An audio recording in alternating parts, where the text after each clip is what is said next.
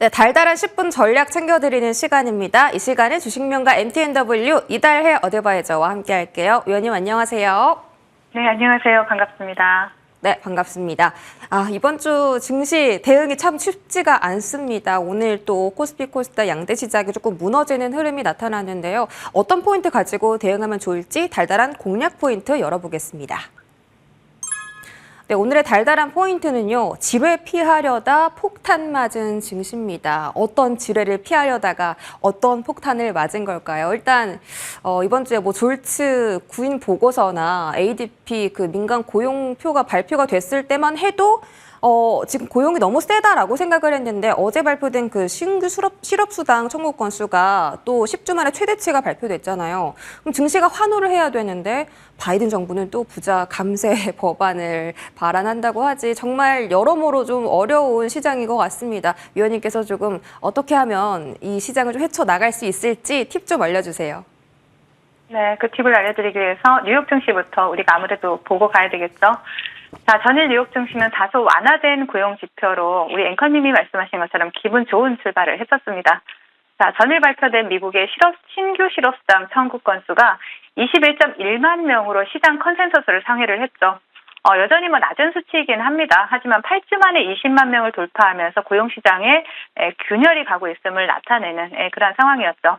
그러나 우리나라 시간으로 보시면 한 새벽 2시경 정도 됩니다.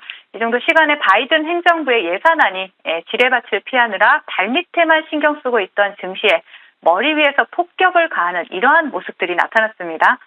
자, 10년간 2.9조 달러 재정 적자에 대한 감축을 목표로 억만장자세나 또 소득세율 강화라든지 법인세율 강화, 또 자사주 취득세 강화 등과 같은 이러한 세금 폭탄으로 증시를 초토화시켰습니다. 자, 예산안이 이 상태로 통과될 확률 극히 적습니다. 그리고 또 설사 통과된다 하더라도 올해 10월부터입니다. 그렇기 때문에 시장이 이렇게까지 과민 반응을 할 필요는 없다라고 보여집니다. 자, 하지만 그냥 시장은 이렇게 보시면 될 것 같아요. 내려올 때가 돼서 내려왔다라고 보시는 게 맞을 것 같습니다. 자, 통화 정책의 악재가 아닌 재정 정책의 악재이기 때문에 사실 채권 금리와 달러 인덱스는 별다른 반응이 없이 안정된 모습을 나타냈죠. 자, 국내 지수 상황 살펴보겠습니다. 전일 미국 증시 하락 영향으로 인해서 갭하락 시작한 국내 증시는 양시장 기관과 외국인의 양매도에도 불구하고 개인들의 매수세에 힘입어서 추가적인 하락은 다소 제한적인 모습이 나타나고 있습니다. 자, 에코프로 BM이라든지 LG에너지 솔루션이라든지 LNF와 같은 이러한 일부 2차 전지 업종에서 외국인들의 수급 포착되고 있기는 합니다. 하지만 시장의 흐름을 바꾸기에는 다소 부족해 보인다. 이렇게 말씀드릴 수 있겠고요. 자, 오늘장 테마 동향 좀 살펴보겠습니다.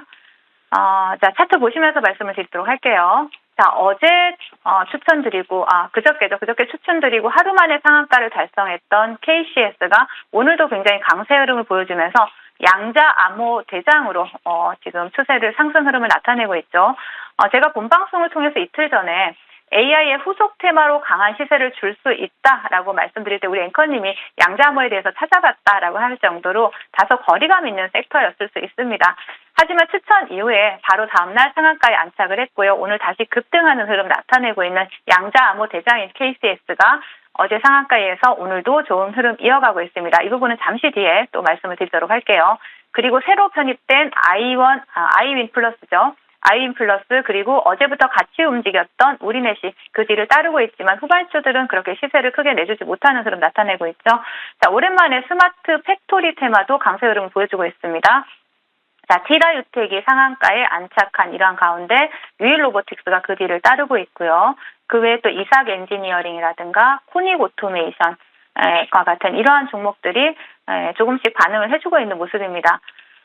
그리고 상승률 차이를 보면 아직은 강력한 테마 형성에는 실패하는 모습이다. 이렇게 정리를 해드릴 수가 있겠고요. 그리고 2차 전지 sek터 보실 수가 있는데 2차 전지 섹터는 장 초반에는 강원 에너지가 대장으로 움직였지만 지금은 SAT-ENG가 대장으로 상한가에 안착을 했습니다. 그리고 강원 에너지, 기아이 동일과 같은 이러한 관련주들이 그 뒤를 따르고 있다라고 보시면 될 것 같고요. 자, 어제 제가 본 방송에서 이런 말씀 드렸었죠. 장대 음봉이 나왔던 기존의 2차 전지 대장들에 대해서 어느 정도 장대 음봉을 메꿔주는 양봉이 오늘 나올 것이다라고 어제 이런 말씀을 드렸었습니다.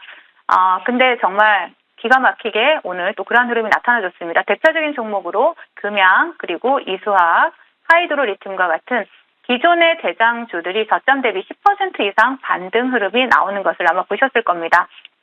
자, 이렇게 보시면 테마의 흐름을 읽는다라는 거는 대충 누가 같이 움직이냐 이런 것만 보는 것이 아니죠. 이런 디테일한 흐름까지 읽어야 된다라는 부분을 말씀드리고 싶은 겁니다. 자, 앞으로도 강한 테마에서 특이점이 나올 경우에는 제가 이 달달한 식품 본 방송을 통해서 하나씩 짚어드릴 예정이니까 많은 기대해 주시기 바라겠고요. 자, 시장 대응 전략 드려야 되겠죠? 자, 앞서 말씀드렸듯이 시장은 악재에 대해서 과민 반응을 하고 있다. 이렇게 보실 수 있습니다. 자, 오늘 밤에 비농업 고용 지표라는 또 한 번의 주요 지표 발표를 앞두고 있고요. 또 시장의 방향성은 어제도 말씀드렸지만 월요일까지 지켜보고 판단하자라고 말씀을 드렸습니다. 자, 제 방송을 보시고 지수 관련 대형주에 대해서 2,500 박스권 상단 대응을 하시라는 말씀 드렸었고요. 자, 이제 중소형주 위주의 단기 스윙을 하고 계신 분들에게는 다시 한번 기회가 오고 있다라는 말씀 전하겠습니다. 제가 매일매일 본 방송에서 시황과 종목들을 짚어드리고 있습니다. 그러니까 시장에 흔들리지 마시고 차분히 대응해 주시기를 당부드리겠습니다. 네, 이렇게 흔들리는 시장에서도 우리 이달의 어드바이저와 함께 했다면 지금 포트에서 분명히 빨간불 큰 종목이 있을 거거든요. KCS는 저희 잠시 뒤에 AS 받아보도록 하겠습니다. 기회가 다시 오고 있다라고 하니까 다음 주 지표까지 잘 체크해 드리도록 하겠습니다. 자, 오후장에는 어떤 섹터 공략해 볼까요? 달달한 공략 섹터 열어보겠습니다. 네, 오늘장 달달한 공략 섹터는 LFP 배터리 관련주입니다. 오늘 뭐 대형 2차 전지 관련주들 일단 오늘 조정세가 나오고 있고 LNF 정도만 지금 빨간불을 켜고 있습니다. 솔직히 우리나라 그 대형 배터리 3사는 NCM 위주로 좀 생산을 하고 있는데 LFP 쪽으로 좀 매기가 쏠리려면 그쪽으로 이제 국내 기업들이 눈을 좀 돌릴 거라는 그런 해석을 해봐도 될까요? 네, 먼저 보시자면 오늘 3월 15일에서 17일까지 코엑스에서 인터배터리 2023 전시회가 개최될 예정입니다. 인터배터리는 국내에서 가장 큰 배터리 행사예요. 국내의 글로벌 배터리 기업들이 신제품이나 신기술을 공개할 예정이라는 부분, 그리고 특히 LG 에너지 솔루션은 이번 행사에서 LFP 배터리 시제품을 공개할 예정입니다. 그래서 지난 9일에 ESS용 LFP 배터리를 공개한다라고 발표를 하기도 했었죠. 또한 LG 에너지 솔루션 같은 경우에는 전기차용 LFP 배터리도 개발 중에 있다. 이렇게 알려지고 있고요. 또 LFP 배터리 같은 경우에는 기존 3원계 배터리 대비 가격이 저렴하고 또 안정성이 높다라는 장점이 있지만 주행 거리가 좀 짧고 순간 출력이 좀 약해서 그동안 전기차의 적용이 다소 부적합하다 이러한 평가도 받아왔었습니다. 그러나 최근에 들어서 이러한 LFP 배터리가 주행 거리가 짧은 대신에 굉장히 낮은 가격과 또 긴 수명, 또 높은 안정성을 바탕으로 글로벌 완성차 업체들의 관심을 받고 있다는 부분에 좀 주목을 해야 됩니다. 자, 전기차는 배터리 가격이 원가의 상당 부분을 차지를 하고 있기 때문에 대체로 가격이 비싼 것이 단점으로 지적이 되고 있죠. 최근에 가격적 부담을 덜어주는 중저가형 전기차에 대한 소비자들의 니즈가 증가하는 추세에 나타나고 있습니다. 자, 이러한 상황 속에서 테슬라 역시 저가형 전기차의 생산을 계획 중에 있다라는 보도 지속적으로 나오고 있고요. 최근 테슬라를 비롯한 뭐 포드나 폭스바겐과 같은 이러한 글로벌 완성차들이 LFP 배터리 도입을 확대하고 있다. 이런 분위기다라고 보시면 됩니다. 이러한 트렌드에 따라서 국내 배터리 3사 또한 LFP 배터리 개발에 열을 올리고 있는 상황이기 때문에 그동안 소외받았죠. 이 소외받았던 그 LFP 배터리에 대해서 관심 필요한 시점이다 말씀드리겠습니다. 네, 그러니까 국내 최대의 그 배터리 이벤트가 이어지는데 거기서 또 어떤 기업이 수혜를 받을 수 있을지 기대가 됩니다. 어떤 종목 가장 눈여겨보면 좋을까요? 네, 저는 파워넷을 좀 가지고 나왔는데요. 자, 오늘 뭐 조종의 모습이 상당히 예쁩니다. 파워넷 같은 경우에는 LFP 국제 인증을 취득하기도 했고요. 중국 배터리셀 전문 기업인 전문 기업과 업무 협약을 하기도 했습니다. 이런 업무 협약에 대한 수혜 기대감이 또 부각되고 있기도 하고요. 그리고 차세대 전력 반도체 전문 분야 전문 기업이죠. 협업을 통해서 신성장 제품 개발에 박차를 가하겠다는 이런 포부도 밝히고 있는데 또 최근에는 프랑스의 차세대 전력 반도체 종합 솔루션 업체죠. 그런 업체와 또 양해각서 MOU를 체결을 하기도 했습니다.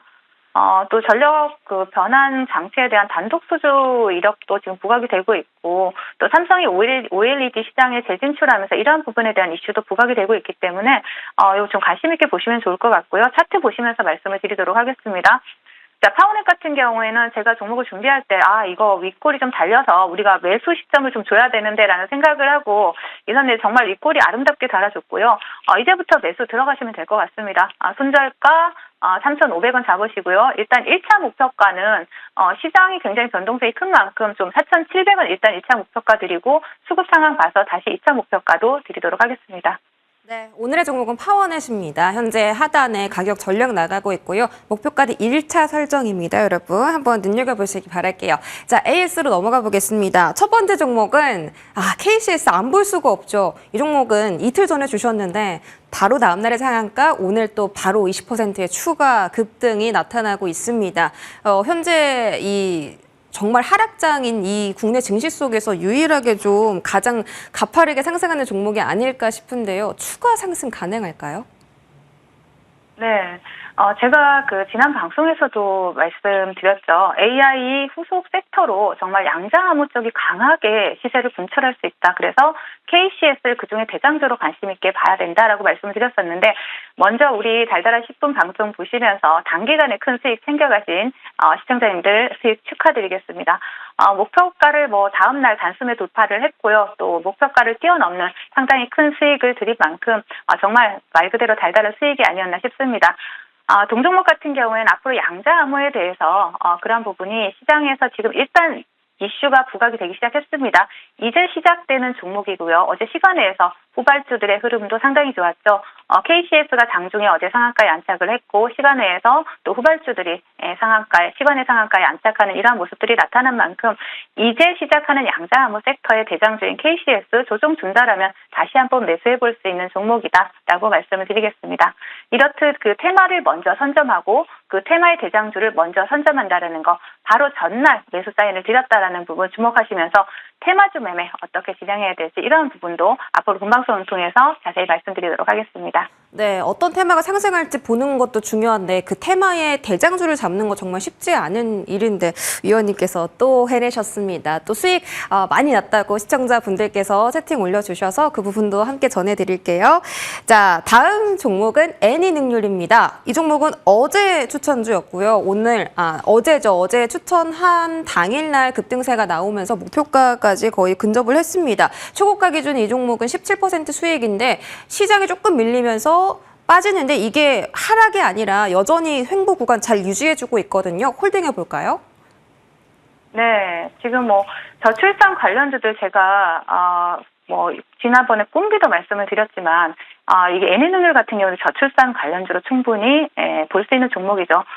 중국도 60년 만에 출산 장려 정책 나오고 있고요. 우리나라도 저출산 문제 상당히 심각하기 때문에 조정을 준다라면 다시 재매수 관점으로 볼 수 있는 섹터가 저는 저출산 관련주라고 봅니다. 그리고 본방송에서 말씀드린 꿈비를 비롯해서 지금 다시 또 바닥권에서 박스권에서 시세를 주고 있는 애니능률 차트 보시면서 말씀을 드리도록 할게요. 자, 애니능률 같은 경우에는 제가 목표가를 6,000원을 설정해 드렸는데요. 어제 방송 마치고 목표가 한 2호가 못 미치는 그 호가까지 상승을 하고 살짝 밀리는 모습 나타났습니다. 하지만 항상 제가 드리는 가격대, 목표가가 저항권인 만큼 한두 호가 아래에서라도 분명히 수익 실현을 하셨을 거라고 생각이 되고요. 당일 수익입니다. 당일 수익 거의 16%라고 하신 것 같은데 그 정도 수익 내셨으니까 수익 잘 챙기신 분들 다시 한번 축하드리고요. 조정 준다라면 오늘은 다시 매수 기회다라고 말씀을 드릴 수가 있겠고 이 하단입니다.